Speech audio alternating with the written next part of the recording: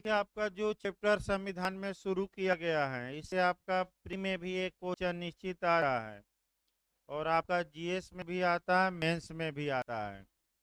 Mains में जो वर्तमान समय में क्वेश्चन बन रहा है वह राष्ट्रपति और राज्यपाल की क्षमादान की शक्तियों में अंतर पूछ रहा है। तो आपका अंतर बताया जाएगा, पहले तो दोनों की शक्ति बताया जाए तब तो अंतर। देखिए, आपका भूमिका बांधी गई थी और उसी को आपका केस भी याद रखना है, 5-6, कम से कम 5-6 केस रट कर जाइएगा। और आपका मैंने कौन कौन से कहाँ कहाँ केस पूछा गया है ये भी मैं लगातार आपको बता रहा हूँ। इंटरव्यू में भी कुछ क्वेश्चन आपका बनता है और इंटरव्यू में जो क्वेश्चन बनता है शब्द सह बनता है कि इस शब्द का मतलब क्या हुआ है, तो भी हम बताएंगे। आइए फिर एक बार भाई, भूमिका बांधी गई थी एक दिन पूरी तरह, हल्का सा उसको दोहरा दें और तब आपका डायरेक्ट शुरू किया जाए आज। देखिए, आपका ये बताया गया था कि सामान्यतः, यानी कि आपका जनरली विश्व के सभी देशों के जो राष्ट्र प्रमुख हैं, यानी कि शासन में जो हेड हैं, उनको ये शक्ति दी जाती है या दी गई है कि अगर किसी न्यायालय ने किसी व्यक्ति को दोष सिद्ध या कन्विक्ट किया है तो वह उसे क्षमादान कर सकें, यानी कि पार्डन दे सकें। यह शक्ति इसलिए दी जाती है कि यदि न्यायालय से कोई चूक हो जाए, कोई भूल हो जाए, तो उसको कार्यपालिका सुधार सकती है, अर्थात जो देश का प्रमुख है वह उस गलती को क्या करे, सुधार सके। ये जो शक्ति है ये आपका संवैधानिक शक्ति है और संविधान के अनुच्छेद 72 में प्रेसिडेंट या राष्ट्रपति को प्रदान की गई है, जबकि 161 में राज्यों के गवर्नर यानी कि राज्यपाल को प्रदान की गई है। तीसरा मामला ये आया कि ये जो शक्ति दी गई है तो इस ये शक्तियां आपका सरकारों को भी दी गई है और वह जो दी गई है आपका आईपीसी में भी और सीआरपीसी में भी, यानी कि अन्य कानूनों में भी ऐसी शक्तियां मिलती हैं। तो आईपीसी हम पूरी तरह बताए थे, 3 सेक्शन बताए थे। एक आपका 54 मृत्यु दंड का लघुकरण, 55 आजीवन कारावास का लघुकरण कौन कर सकती है, एप्रोप्रिएट गवर्नमेंट, समुचित सरकार। तो फिर झारखंड में पूछा कि समुचित सरकार की परिभाषा किस सेक्शन में आईपीसी, तो 55 ए, यानी कि 55 ए। सीआरपीसी में भी समुचित सरकार को ये पावर दिया गया है। तो सीआरपीसी का सेक्शन डिटेल में थोड़ा थोड़ा हम बताए थे, 432 बताए, 433 बताए, 433 ए बताए। जो 432 और 33 का अपवाद है, निर्बंधन कुछ लगाता है और 2 कंडीशन भी हम बताए थे। केस आपको याद रखना है, आपका ये केस बिहार में भी पूछा गया है, यूपी में भी, कि सीआरपीसी की धारा 433 ए को किस वाद में संवैधानिक माना गया या संवैधानिकता को चुनौती दी गई थी, केस गलत न हो। मारू राम, मारू राम बनाम भारत संघ के वाद में आपका धारा 433 ए सीआरपीसी को कॉन्स्टिट्यूशनल माना गया। यहाँ आपका एक नया क्वेश्चन भी बन सकता है कि जो ये सीआरपीसी में पावर दिया गया है, आईपीसी में पावर दिया गया है, एप्रोप्रिएट गवर्नमेंट को दिया गया है, तो क्या जो अनुच्छेद 72 में राष्ट्रपति को और 161 में राज्यपाल को पावर दिया गया है, क्या इससे जुड़ा हुआ है कि दोनों स्वतंत्र हैं। तो दोनों स्वतंत्र हैं। राष्ट्रपति या राज्यपाल जब भी पार्डन दे, क्षमादान दे, वह सीआरपीसी और आईपीसी से गवर्न नहीं होगा, बल्कि अगर संविधान के तहत देता है तो कहाँ से गवर्न होगा? वह संविधान से। आईपीसी और सीआरपीसी के प्रतिबंध लागू होंगे कि नहीं? नहीं होंगे, रटे रहिए। 72 और 161 के तहत ये सब जो प्रतिबंध हैं ये बाहर कर दीजिएगा। यानी कि आपका संवैधानिक शक्ति अलग और स्टेचुटरी शक्ति क्या है? अलग। किस केस में बताया गया? आपका कह सकते हैं कि मारू राम के केस में। दो एंगल से क्वेश्चन बना है। और आइए अभी सामान्य बातें दो तीन बची हैं, तब अनुच्छेद शुरू किया जाए। ये इस शक्ति का प्रयोग राष्ट्रपति स्वविवेक से नहीं करता। पिछली बार एमपीजे में आया भी था कि किसकी सलाह पर करता है? मंत्रिपरिषद की सलाह पर करता है। यह शक्ति न्यायिक शक्ति न होकर एक एग्जीक्यूटिव पावर कहलाती है, एक कार्यपालिका शक्ति कहलाती है। तो दूसरा केस तुरंत आपका कवर करना है कि ये जो क्षमादान या पार्डन की शक्ति है ये कार्यपालिकीय शक्ति है। ये किस केस में बताया गया? तो दूसरा केस में बता रहे हैं। बाल मुकुंद वर्सेज किंग इम्परर। बाल मुकुंद बनाम किंग इम्परर के बाद में 1914 ईस्वी में 1914 ईस्वी में प्रीवी काउंसिल ने ये बताया कि ये जो गवर्नर को शक्ति दी गई है ये न्यायिक नहीं है, बल्कि क्या है? कार्यपालिकी। फिर एक बार याद रखें, बाल मुकुंद का केस है, बाल मुकुंद बनाम किंग इम्परर का केस है, 1914 का केस है और प्रीवी काउंसिल यानी कि इंग्लैंड के न्यायालय द्वारा। अब आइए आर्टिकल 72 निकाल लीजिए, तब आपका केस चला जाएगा। या पहले केस ही देख लिया जाए, तब आपका पहले केस जब शुरू हुआ है तो दो केस हो ही गया है। एक है केस आपका देखा जाए और फिर एक बार देखिए भाई। पहला केस आता है आपका, तीन चार और केस हैं, दो केस याद रखिए। पहला हमने कौन बताया? मारूराम का, और यह कार्यपालिकी शक्ति है। दूसरा कौन बताया भाई? बाल मुकुंद। ऐसे ही रटिए। तीसरा केस हम इस पर बता रहे हैं, K M Nanavati versus state of Maharashtra का 1961 का। यानी कि केम नानावती बनाम स्टेट ऑफ महाराष्ट्र, ये आपका 1961 का केस है सुप्रीम कोर्ट का। तो पहले तो आपका यहाँ भी पूछा जाता है, लेकिन पहले इसका इतिहास 2-4 मिनट देखिए, तब आपका सुप्रीम कोर्ट ने क्या कहा। ये केस काफी लीडिंग केस हैं। पहला मामला है जिसमें कि राष्ट्रपति ने क्षमादान की शक्ति का प्रयोग किया। तो पहला क्वेश्चन ये बनता है कि वह कौन सा मामला है जिसमें भारत के राष्ट्रपति ने सर्वप्रथम अनुच्छेद 72 का यूज किया था? तो केम नानावती। भाई ये एक महत्वपूर्ण केस है आपका। रुस्तम इस पर फिल्म भी बनी है। ये जो केस है ये तमाम जगहों से कोरिलेट होता है। एक आपका अनुच्छेद 72 से भी, दूसरा अनुच्छेद 161 से भी, फिर तीसरा जो कोरिलेट होता है वह आईपीसी से भी होता है।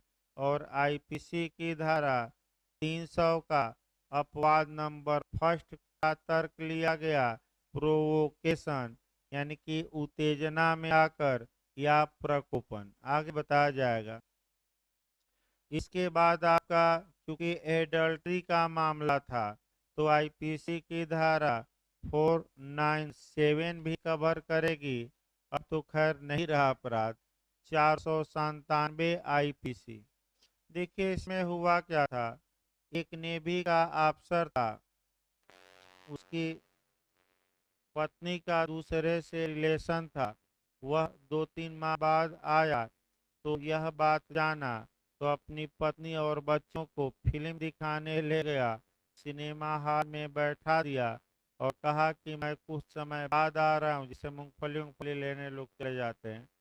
तो कहा कि तुम लोग फिल्म का आनंद लो और मैं कुछ समय बाद, यार भाई थोड़ा बहुत मिर्च मसाला लगाया जा रहा है ताकि उबा ना हो।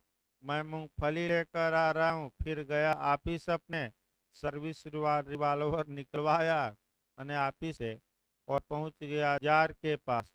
जार से पूछा, मैंने जार से बस बाजी शुरू हो गई। जार ने एक वाक्य कहा, मैंने इसने कहा के नानावती ने कि मैं अपनी वाइफ को डाइवोर्स दे रहा हूँ, तुम मैरिज कर लो। तो जार ने कहा कि क्या मैं उन सभी स्त्रियों से विवाह कर लूं जिसके साथ मेरे रिलेशन है। इसी बात पर गुस्सा आ गई और गुस्सा में हाथापाई हुई और उसके बाद 3 गोली सीने में उतार दिया। अब ये पूछा गया कि 3 ही क्यों मारा, 6 ही मार देता। तो नेवी में नियम है भाई, ये बताएंगे इंटरव्यू में कहीं आ जाए तो। नेवी में ये नियम है कि एक साथ 3 गोली चलाई जाती है, एक नहीं। तो 3 गोली सीने में उतार कर हजार की हत्या कर दी। फिर मुकदमा चला मर्डर का और इसने बचाव लिया कि हम प्रकोपन में आ गए थे, तमाम बचाव लिया, कोई सफल नहीं हुआ। तो 300 का अपवाद नंबर फर्स्ट का इसलिए बचाव लिया कि हमारा मामला 302 में न आकर 304 में आ जाए, यानी कि हत्या में न आकर हत्या की कोर्ट में न आने वाले आपराधिक। बंद कर दीजिए पंखा थोड़ी देर, देखिए कौन है। देखिए आपका चल रहा है कोई इतना आपका हत्या की कोर्ट में न आकर हत्या की कोर्ट में न आने वाले आपराधिक मानव वध में आ जाए। लेकिन न्यायालय ने ये कहा कि जब तुम घटना को सुने, अगर उसी समय ये कांड कर देते तब गुस्सा था, लेकिन 10-12 घंटा बीत गया घटना को सुने, अब तो गुस्सा क्या हो जाना चाहिए, शांत।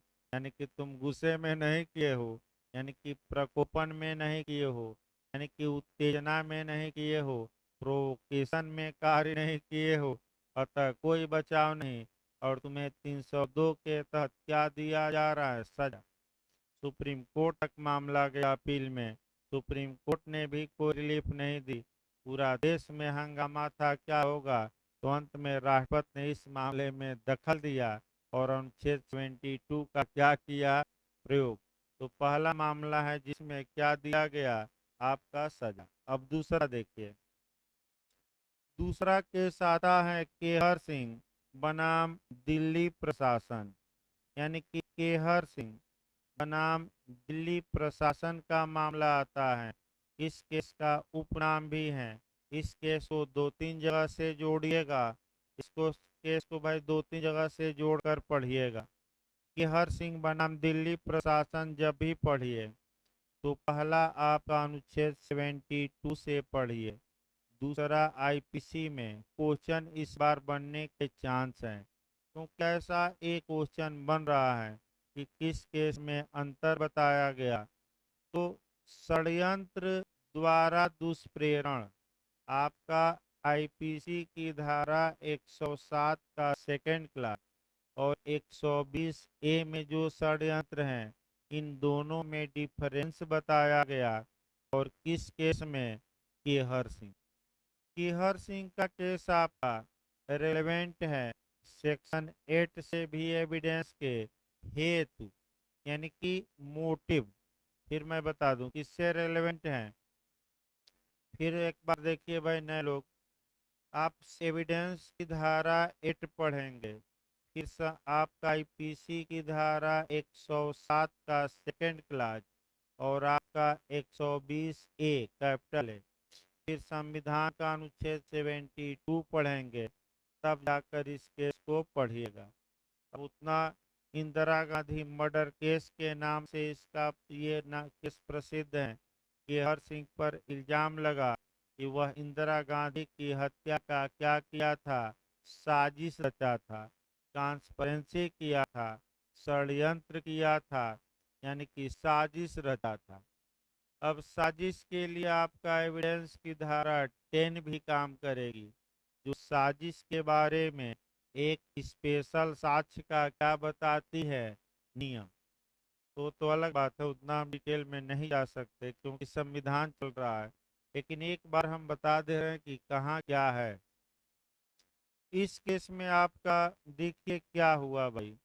आपका इस केस में पहले हेतु एक लाइन देख लिया जाए, जिसे मोटिव कहा जाता है कि हर सिंह का हेतु क्या था। तो हेतु का मतलब ये है कि कौन सी वह बात है जो आपका बार बार उस व्यक्ति को उत्प्रेरित करती है, अंदर ही अंदर उसे उकसाती है, या अंदर ही अंदर कहा जा रहा है ना, ये चिंता अंदर ही अंदर क्या करती है, आ जाती है। जैसे कि आपका जो बरबीसा बिसा बीसा है, यानी कि 60 साल के अब हो गए हैं, उनको शादी की चिंता अंदर ही अंदर क्या हो रही है, आ जाती है।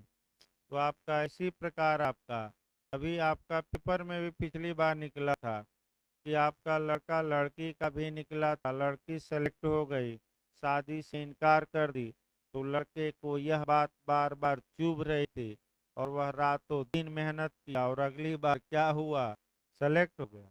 तो उसका मोटे माने हेतु, हेतु मतलब कि कौन सी वह बात है जो बार बार व्यक्ति को क्या कर रही है, उत्प्रेरित, वो भी सुसंगत है। आपका केहर सिंह का हेतु क्या था, ये सिद्ध किया गया कि इंदिरा गांधी ने स्वर्ण मंदिर में सेना भेजी थी और यही बात बार बार केहर सिंह को पिंच कर रही थी कि मैं इसका बदला लूंगा। इंदिरा गांधी ने हमारे पवित्र स्वर्ण मंदिर का अपमान किया है। तो ये मोटिव या हेतु या ध्येय या दूरवर्ती कारण या लक्ष्य कहा जाता है।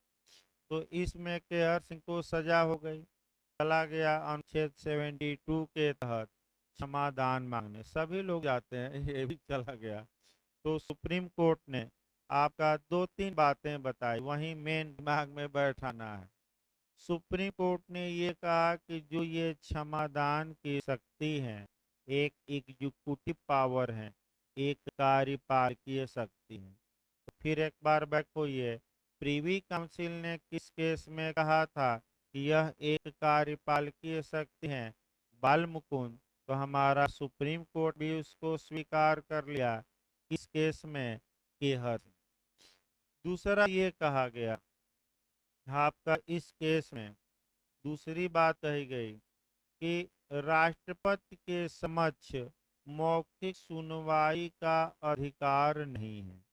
यानी कि अगर अपराधी ये मांग करता है कि राष्ट्रपति हमें सुनवाई का मौका दें, हमारी बातों को सुने, तो क्या राष्ट्रपति हाजिर कराकर सुनेंगे? नहीं। तुम क्षमादान का कागज भेजे हो, उस कागज पर क्या करेंगे राष्ट्रपति विचार, तुम्हें जेल से बुलाकर सुनेंगे नहीं। तो मौखिक सुनवाई होगी कि नहीं? नहीं होगी। अगला, अब ये न्यायालय से मांग की गई कि न्यायालय कोई गाइडलाइंस दे दे राष्ट्रपति के इस अधिकार के प्रयोग पर। तो न्यायालय ने कहा कि भाई हम कोई गाइडलाइंस नहीं देंगे, क्योंकि ये कार्यपालकीय शक्ति है, राष्ट्रपति चाहे जो करे, हमसे मतलब नहीं। चलता रहा मामला, चलता रहा। जो लास्ट केस आया इसमें कि पुरु सुधाकर वर्सेस आंध्र प्रदेश राज्य का, यही महत्वपूर्ण केस है और इसी में थोड़ा बाजी पलटी। देखिए, पुरु सुधाकर, रट कर जाइएगा, कई बार पूछा गया है। पुरु सुधाकर बनाम आंध्र प्रदेश राज्य का केस है, 2006 का केस है सुप्रीम कोर्ट का। देखिए, आपका इपुरु याद रखेगा, इपुरु सुधाकर, इस केस में आपका कहा क्या गया। तो सुप्रीम कोर्ट ने, देखिए इसमें हुआ क्या था, पर इसका तथ्य देखना है भाई। एक कांग्रेस, देखिए केम नानावती में भाई भूल गया आदमी एक पॉइंट, और तब इस केस को आ जाए। फिर एक बार हम बैक होते हैं भाई, केम नानावती के केस में तथ्य तो बता दिया गया, लेकिन मेन चीज जो थी वह छूट गई। तो फिर हम बैक होते हैं एक बार, तब आपका ई पुरुष सुधाकर का केस बताते हैं और वर्तमान में जो मामला चल रहा है वो ई पुरुष सुधाकर के आधार पर ही चल रहा है। लेकिन केम नानावती के केस में एक निर्णय आया और उसको बताना जरूरी है। देखिए क्या हुआ कि जब सुप्रीम कोर्ट ने ये कहा कि जब मामला हाई कोर्ट या सुप्रीम कोर्ट में पेंडिंग हो, पेंडिंग मतलब लंबित हो अपील, तो उस दौरान राष्ट्रपति अपने अनुच्छेद 72 की शक्ति का या राज्यपाल अनुच्छेद 161 की शक्ति का प्रयोग नहीं कर सकते। जब मैं फैसला दे दूं तब आप जो करिए, लेकिन हमारे यहाँ अभी अपील में मामला क्या है, पेंडिंग है, तब आपको ये पावर नहीं है। यानी कि हाई कोर्ट में अपील पेंडिंग है तो राष्ट्रपति राज्यपाल क्षमादान नहीं दे सकते। हाई कोर्ट फैसला दे दे, फिर राष्ट्रपति या राज्यपाल के पास जाइए, कोई दिक्कत नहीं है। सुप्रीम कोर्ट में अपील हुई, पेंडिंग हो गई, तब भी नहीं जा सकते। अब सुप्रीम कोर्ट उस पर फैसला दे दे तब जाइए। यानी कि अपील लंबित रहने के दौरान राष्ट्रपति और राज्यपाल अपनी इस शक्ति का यूज कर सकते हैं कि नहीं कर सकते, तो नहीं कर सकते। किस केस में आया? केम नानावती। अब ई पुरुष सुधाकर का वाद आई। ई पुरुष सुधाकर बनाम आंध्र प्रदेश राज्य का केस अति महत्वपूर्ण है 2006 का। पहले इसमें तथ्य देखा जाता है और तब अन्य बातें देखी जाती हैं। 5-6 गाइडलाइंस आई भाई, वहीं अच्छे से देखना है। तो पहले तथ्य देखिए। ई एक आपका कह सकते हैं कि कांग्रेस का कार्यकर्ता था और आजीवन कारावास की सजा पाया था। फिर आपका राज्यपाल के पास दया याचिका या मर्सी पिटीशन या आपका क्षमा याचिका, दया याचिका भी कहते हैं, क्षमा याचिका दायर की गई, मर्सी पिटीशन भी कहते हैं भाई। दया याचिका जब यानी कि राष्ट्रपति दया करे हम पर और क्या करे, हमारे अपराध को क्षमा, दया याचिका भी कहते हैं। फिर राज्यपाल ने उसे आपका क्षमादान दे दिया और अब सुप्रीम कोर्ट में चैलेंज किया गया कि हजूर गवर्नर ने जिस आधार पर क्षमादान दिया है वह आधार ये है कि यह किसी राजनीतिक दल का कार्यकर्ता है और कार्यकर्ता होने के नाते राज्यपाल ने इसे क्या कह दिया, अनुच्छेद 161 के तहत क्षमादान दिया है। अगर ऐसे क्षमादान होने लगे तो क्षमादान जात के आधार पर होने लगेगा, धर्म के आधार पर, पार्टी कार्यकर्ता के आधार पर। अतः ऐसी दशा में इस क्षमादान को आप रद्द करिए और रद्द करके मैंने राज्यपाल के आदेश को ही क्या करिए, रद्द। सरकार का तर्क था कि उच्चतम न्यायालय आपका इसका रिव्यू नहीं कर सकता, तो जुडिशियल रिव्यू नहीं कर सकता। याची कह रहा था कि कर सकता है, तो पहले जुडिशियल रिव्यू देखा जाए और तब ले डाउन जो सिद्धांत हुए कहे उसको देखा जाए।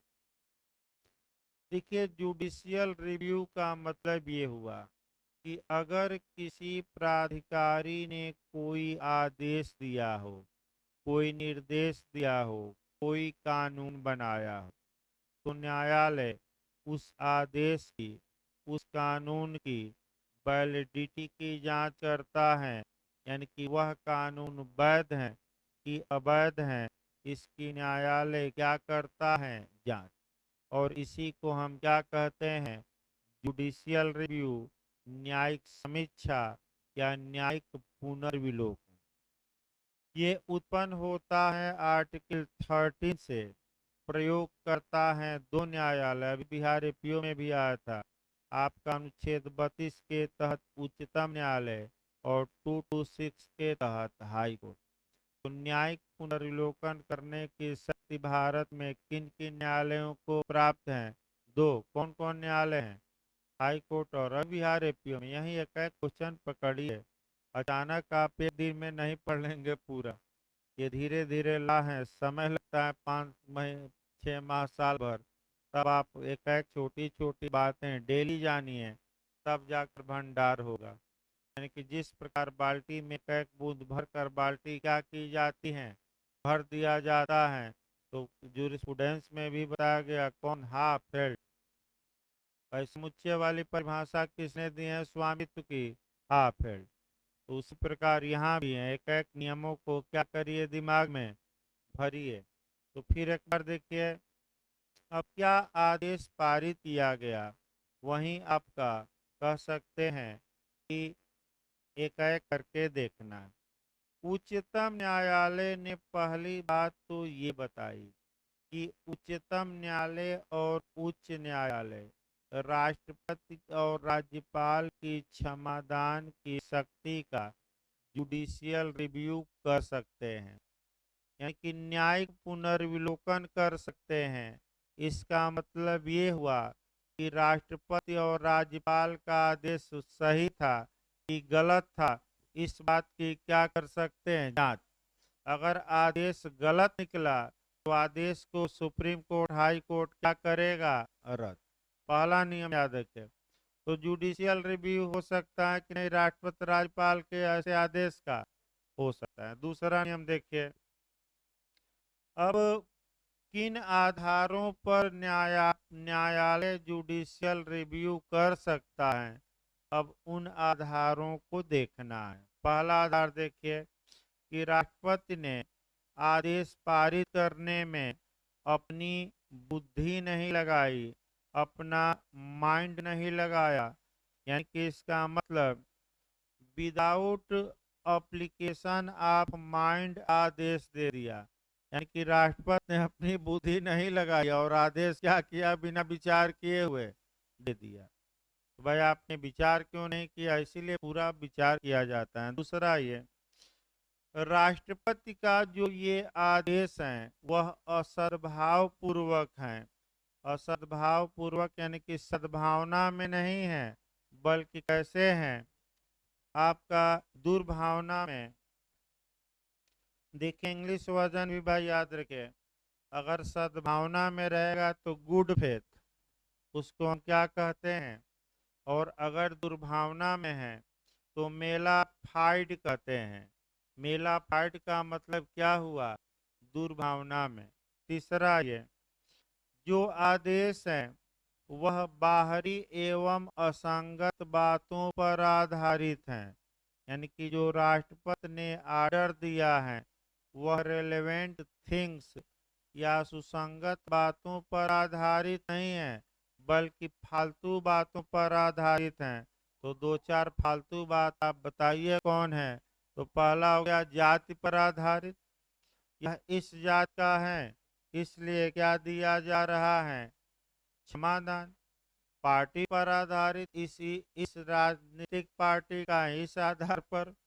यानी कि इसका मतलब अगर जात, केवल जात के आधार पर, केवल धर्म के आधार पर, केवल आपका राजनीतिक पार्टी के कार्यकर्ता होने के आधार पर अगर क्षमादान दिया जाता है तो सुप्रीम कोर्ट और हाई कोर्ट इसको क्या कर सकते हैं, रद्द।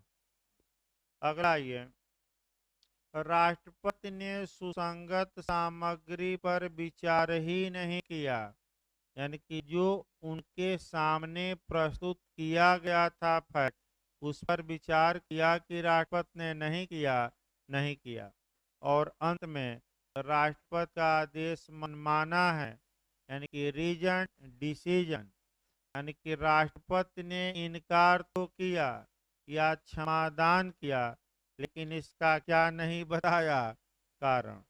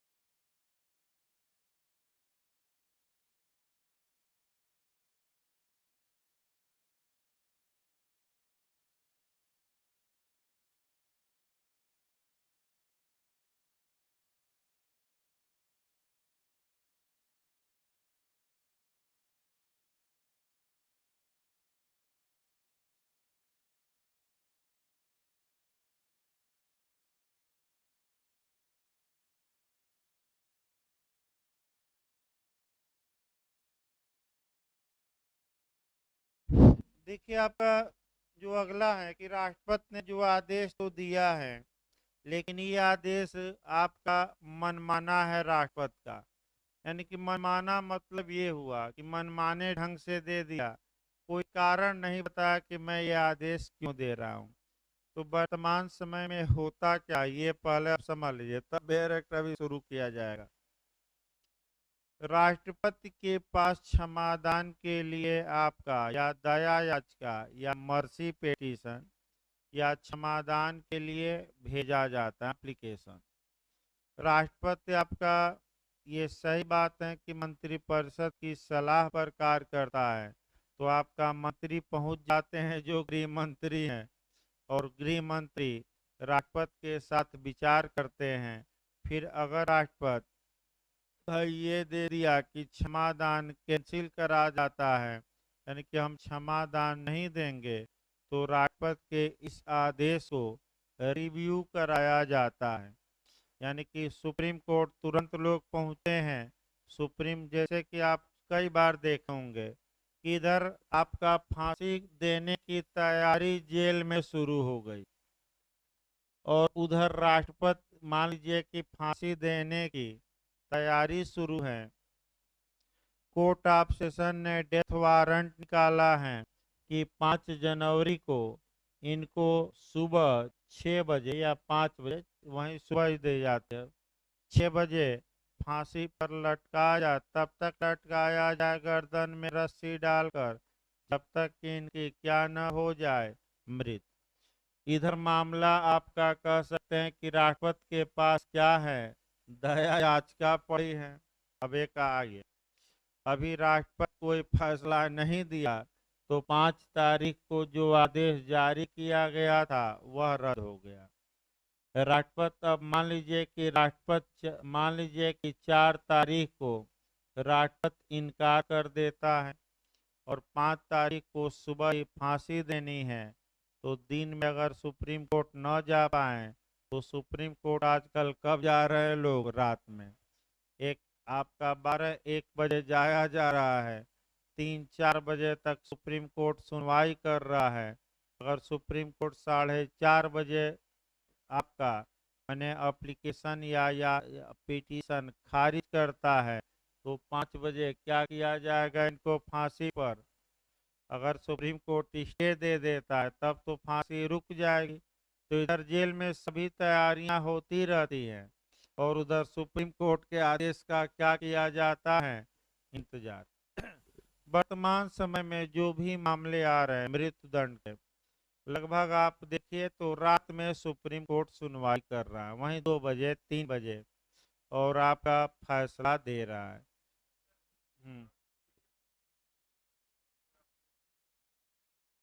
तो भाई आपका, अब देखिए राष्ट्रपति का पावर है, तो सुप्रीम कोर्ट तो हमेशा अपना पावर बढ़ा ही रहा है।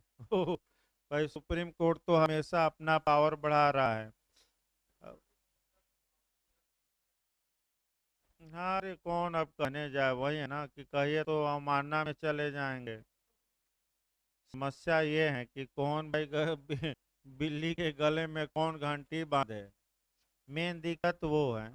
आप न्यायपालिका के खिलाफ बोलिए तो देखिए क्या से क्या हो जाए। भाई कई लोग बोले तो सुप्रीम कोर्ट जेल भेज दिया, तो भाई न्यायपालिका में भाई ये तो है ही शक्ति। अब आइए बेरेक्ट देखिए, भाई केस वो समाप्त हो गया, तब बेरेक्ट देखिए। क्षमा आदि की और कुछ मामलों में दंडादेश के निलंबन, परिहार या लघुकरण की राष्ट्रपति की शक्ति। पहला खंड देखिए, राष्ट्रपति को किसी अपराध के लिए सिद्ध दोष ठहराए गए किसी व्यक्ति के दंड को, यानी कि राष्ट्रपति को क्या पावर है कि जो व्यक्ति सिद्ध दोष ठहराया गया है, कन्विक्ट किया गया है, उसके दंड को, अब दंड को क्या क्या कर सकता है राष्ट्रपति, पहले ही 3 शब्द देखिए। क्षमा कर सकता है, पार्डन दे सकता है, क्या कर सकता है, दंड को क्षमा। दूसरा है प्रविलंबन, प्रविलंबन पहले शब्द लिख लें, प्रविलंबन, विराम परिहार, तीसरा है विराम और चौथा क्या है, परिहार। इसके बाद कहा जा रहा है, अभी शब्द समाप्त नहीं हुआ। हाँ, करने की अथवा दंडादेश के। दूसरा शब्द है दंडादेश के। दंडादेश को क्या क्या राष्ट्रपति कर सकता है, तो तीन बातें लिखी गई हैं। देखिए तीन बातें। निलंबन, परिहार या लघुकरण। निलंबन कर सकता है, परिहार कर सकता है, और क्या कर सकता है, लघुकरण। देखिए आपका यहाँ पहले तो जो पढ़ा जाता है, आपका दो शब्दों पर अटैक करिए। आपका दो शब्द आपका इंटरव्यू का क्वेश्चन है कि आपका पहला शब्द दंड लिखा है और दूसरा शब्द आपका दंडादेश लिखा है, तो इन दोनों शब्दों में डिफरेंस क्या है, पहला दिमाग में ये बैठाना है। तो दंड मतलब कि कन्विक्ट हो जाना, अर्थात आपका दोष सिद्ध हो जाना। और दंडादेश का मतलब कि मात्रा। जैसे कि एक उदाहरण देखिए, एक व्यक्ति को चोरी के लिए दोष सिद्ध न्यायालय ने किया, ये दंड कहलाएगा। और उस चोरी के अपराध में 3 साल के कारावास का दंड दिया, तो ये क्या कहलाएगा, दंडादेश। फिर एक बार समझिए दूसरा उदाहरण।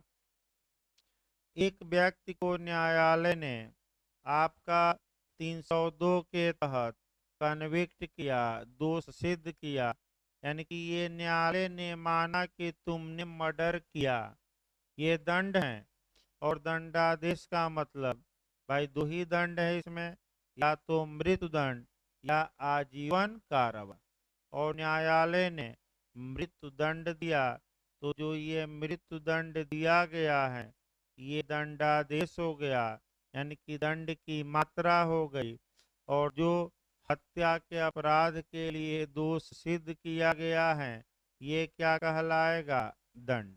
तो राष्ट्रपति को दोनों को क्षमा करने का पावर है, चाहे दंड हो या क्या हो, दंडादेश।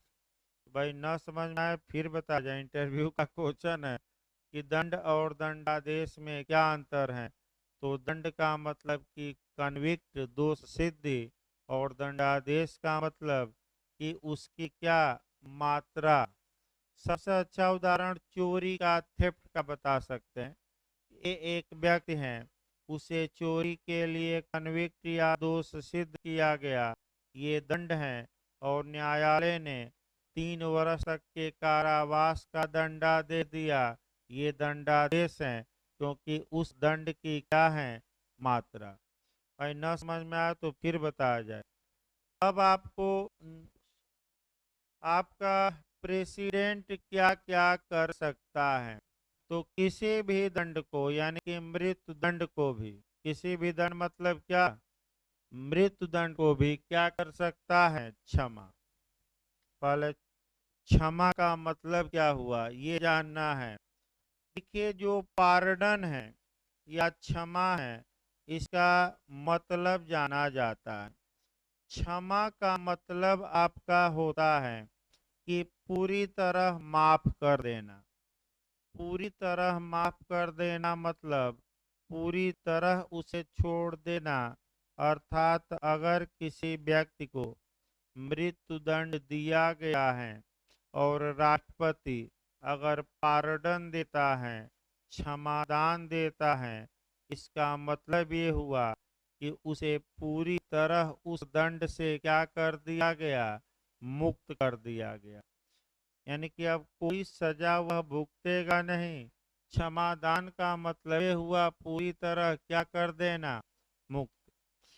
जित क्षमादान का प्रभाव ये होता है कि जितनी निर्योग्यताएं थी, वे सभी निर्योग्यताएं अब दूर हो गई। यानी कि आपका क्या निर्योग्यता थी कि अगर कोई सजा याफ्ता व्यक्ति है तो वह चुनाव नहीं लड़ सकता। और जैसे ही राष्ट्रपति ने क्या दे दिया, क्षमादान, तो जो अयोग्यता थी चुनाव लड़ने की वह क्या हो गई, दूर।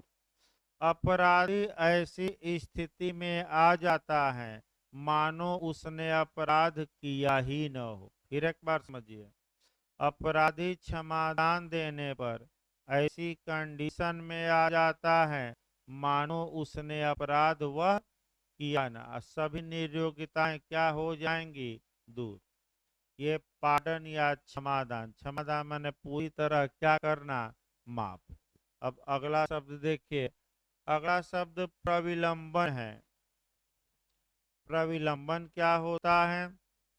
प्रविलंबन का मतलब हुआ मृत्युदंड का अस्थायी निलंबन। देखिए कब किया जाता है।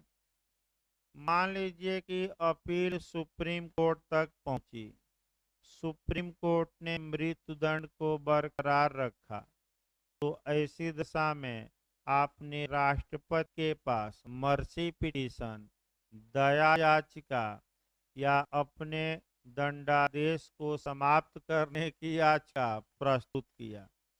तो जब तक राष्ट्रपति के पास मर्सी पिटीशन या दया याचिका या क्षमादान की याचिका पेंडिंग है, तब तक के लिए मृत्युदंड देने पर क्या लगाई जाती है, रोक।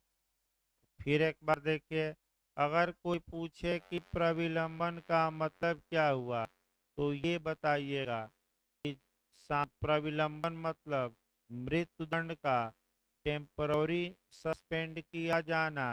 तो टेम्पररी मतलब कि कुछ समय के लिए सस्पेंड किया जाना, किसका, डेथ सेंटेंस का। तो कब, जब राष्ट्रपति के पास मर्सी पिटीशन पड़ी है, तो जब तक राष्ट्रपति उस मर्सी पिटीशन पर कोई आदेश नहीं दे देता, तब तक मृत्युदंड क्या रहेगा, सस्पेंड रहेगा। अभियुक्त अपराधी जेल में है और मृत्युदंड, फांसी पर अभी लटकाया जाएगा कि नहीं, नहीं लटका जाएगा जब तक कि कौन आदेश न दे दे। इसी को हम क्या कहते हैं, प्रविलंबन। आइए विराम देखा जाए। दूसरा शब्द है, तीसरा शब्द है विराम। विराम का मतलब ये हुआ कि बड़े दंड को विशेष कारणों से छोटे दंड में परिवर्तित करना। फिर एक बार देखिए, विराम का मतलब हुआ कि बड़े दंड को छोटे दंड में कुछ कारणों से कन्वर्ट करना। अब एक कारण बता दीजिएगा कि अगर कोई महिला गर्भवती पाई जाती है तो ये स्पेशल रीजन है और इस आधार पर उसके मृत्युदंड को इसमें कन्वर्ट किया जाता है, आजीवन कारावास में। तो अगर राष्ट्रपति ऐसा करता है तो उसे हम क्या कहेंगे, विराम कर दिया। देखिए अब वर्तमान में कानून चेंज हो गया है। राष्ट्रपति करे न करे, सीआरपीसी की धारा 416 को कवर करिएगा, 416 लिख सकते हैं कहीं। सीआरपीसी की धारा 416 में ये प्रावधान किया गया है कि अगर किसी महिला को फांसी की सजा दी गई है और वह गर्भवती पाई जाती है, तो हाई कोर्ट उसके मृत्युदंड की सजा को लाइफ इम्प्रिजमेंट या आजीवन कारावास में कन्वर्ट करेगा, कर सकेगा नहीं, अब क्या है, करेगा। यानी कि बाद है कि विवेकाधिकार, बाद। अगला देखिए शब्द देखा जाए, आपका विराम हो गया तो दो ही शब्द तो बचा, एक परिहार और एक लघुकरण। भाई दो ही शब्द बचा है, नहीं अभी आपका निलंबन। देखिए आपका दो शब्द और बचा, एक परिहार। परिहार का मतलब क्या हुआ, दंड की प्रकृति को बदले बिना दंड की अवधि को कम किया जाता है। यानी कि जो दंड दंड का नेचर है उसको नहीं बदला जाता, लेकिन दंड की मात्रा को कम किया जाता है। जैसे कि एक चोर को कठोर कारावास दिया गया 3 साल के लिए, तो राष्ट्रपति ने कठोर कारावास तो बरकरार रखा, लेकिन 3 साल की जगह कितना कर दिया आपका कारावास? 1 साल। और 2 साल मैंने 1 साल कर दिया, तो इसको हम क्या कहेंगे? परिहार। परिहार मतलब नेचर नहीं बदला, नेचर आपका कठोर ही रहा, लेकिन दंड की मात्रा को 2-3 साल से कितना कर दिया गया? 1 साल। इसके बाद लघुकरण आता है। लघुकरण का मतलब एक दंड के बदले दूसरा हल्का दंड दिया जाता है। जैसे कि आपका कठिन कारावास को सादा कारावास में बदल दिया जाए, मृत्यु दंड को आजीवन कारावास में बदल दिया जाए, 10 साल के कारावास को 5 साल में बदल दिया जाए। यानी कि बड़े की जगह क्या दिया जाता है? छोटा। तो इसे हम क्या कहेंगे? लघुकरण। लेकिन नेचर नहीं बदलता, यानी कि आजीवन मृत्यु दंड को कहाँ कन्वर्ट कर दिया गया? जीवन कारावास। ये क्या कहा जाएगा? लघुकरण। तो इस प्रकार आपका दंड को क्या कर सकता है? हाय मैंने आपका कह सकते हैं क्षमा, प्रविलंबन, विराम, परिहार। और दंडादेश को क्या कर सकता है? आपका निलंबन, परिहार और लघुकरण। निलंबन ही बताना है। तो निलंबन का मतलब हुआ कि कुछ समय के लिए उस दंड पर क्या लगा देना? रोक। और कोई मतलब नहीं हुआ इसका। आगे देखिए 1-2 लाइन और, तब आपका ब्रेक देकर कॉन्ट्रैक्ट भी पढ़ाना है भाई आपका। देखिए 1-2 लाइन और अभी और आपका चलेगा, कल ही इसको चला जाए, क्योंकि कॉन्ट्रैक्ट भी थोड़ा थोड़ा चलता रहे ताकि कोर्स खींचता रहे। इसको ना आए हो तो फिर कल हम बता देंगे, एक बार कोई दिक्कत नहीं है। थोड़ा स्पीड में चल गया है कोर्स बढ़ाने के लिए। लेकिन न आया हो, ये इंटरव्यू में पूछा जाता है, प्री में नहीं आएगा। मेंस में भी कम चांस है, लेकिन मेंस में लिखते समय एक एक शब्दों को 2-2 लाइन क्या करनी पड़ेगी। और इंटरव्यू में जरूर आता है। किसमें क्या अंतर है? कोई उदाहरण बताइए। इसको फिर एक बार हम कल बता देंगे, कोई दिक्कत नहीं है। जितने शब्द लिखे गए हैं सबको हम फिर एक बार बता